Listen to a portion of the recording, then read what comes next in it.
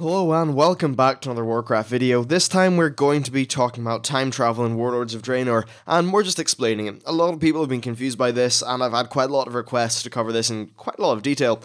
So the good news about this is that I've thought through it in pretty good detail, and actually, some of my older speculation videos line up quite well with what is happening with time travel.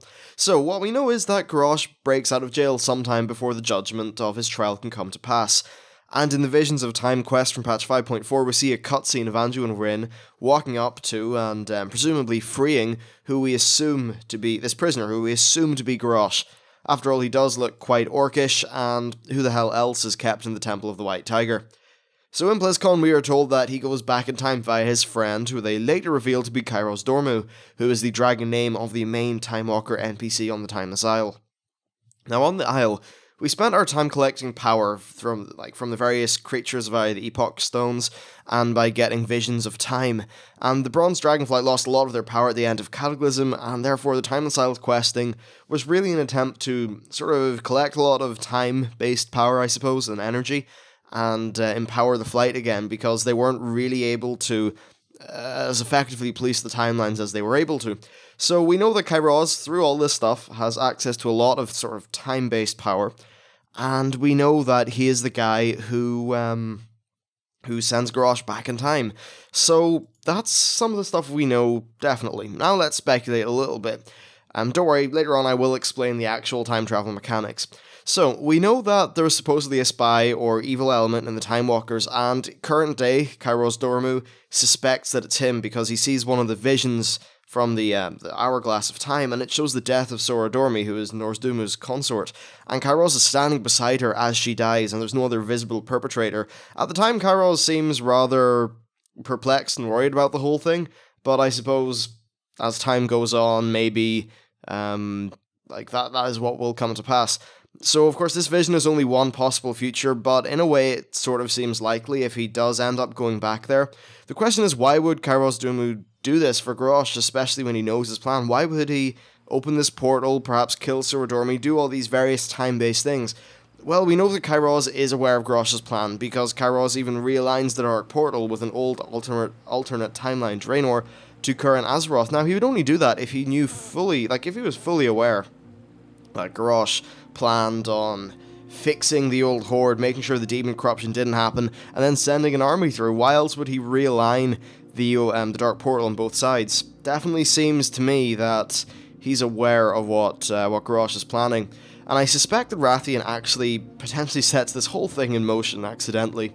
So his whole plan was to destroy one of the factions of current-day Azeroth and leave the planet united for when the Burning Legion comes. You were there! Is it true, then, what happened in Orgrimmar? That fool king. I did everything in my power. The whole world was his. He needed only seize it. Oh, sure, another year of fighting, enormous casualties trying to take Thunder Bluff, but the rest of the horde would have caved eventually. Remember that Rathian is a uncorrupted black dragon. The only thing he cares about is the planet of Azeroth not being destroyed, in a similar manner to, say, the way the Fel Energy destroyed Draenor. Okay, the Fel Energy isn't what ultimately made it become Outland, that was Ner'zhul's portals, but the Fel Energy left the planet barren and destroyed and really desolate.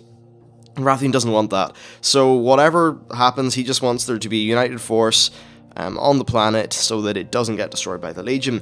So by Garrosh going back and creating a new powerful Iron Horde and then conquering the current day Azeroth, it would unite the world. The thing is though, Rathian, is he really going to be 100% okay with this whole Iron Horde thing? Perhaps he is, we're not sure, but perhaps he's not, because he did view some of Garrosh's things that he did as rather idiotic. So perhaps Kairos maybe just took the idea, Rathian was perhaps the seed of the idea, and this grew in Kairos' mind, and then he decided that he would help Garrosh do this. But at any rate, whatever happens, he does go back in time. So anyway, we know that this plan is set in motion and Garrosh escapes, but how does he escape? Well, the vision hints at Anduin doing it, so perhaps this is either a dud vision, or maybe Anduin has been manipulated.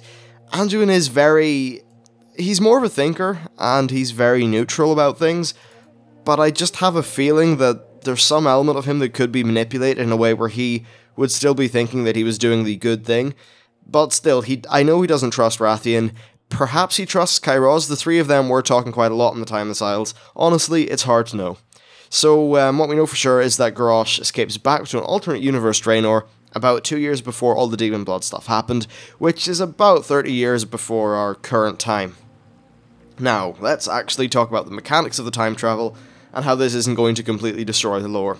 So people are probably worried about paradoxes and that sort of thing, and they're definitely right to be. Previously, Blizzard have not handled time travel that well, and they've caused, well, a few plot holes. And a good example of this is in one of the books. What happened is that a group went back in time which included Broxigar Sourfang, and he is Varrock Sourfang, who the Horde people know. That's his brother, and he met Tyrande and a few of the different Night Elf characters, which means that in Warcraft 3, when the Night Elves meet Orcs and have no idea what they are, Night Elves are immortal at that time, so there's a little bit of a time oddity there, a plot hole. Now, in order to get rid of all this, we're basically just doing it via an alternate timeline, which is completely separate from our current one, and has no bearing or anything on our actual history.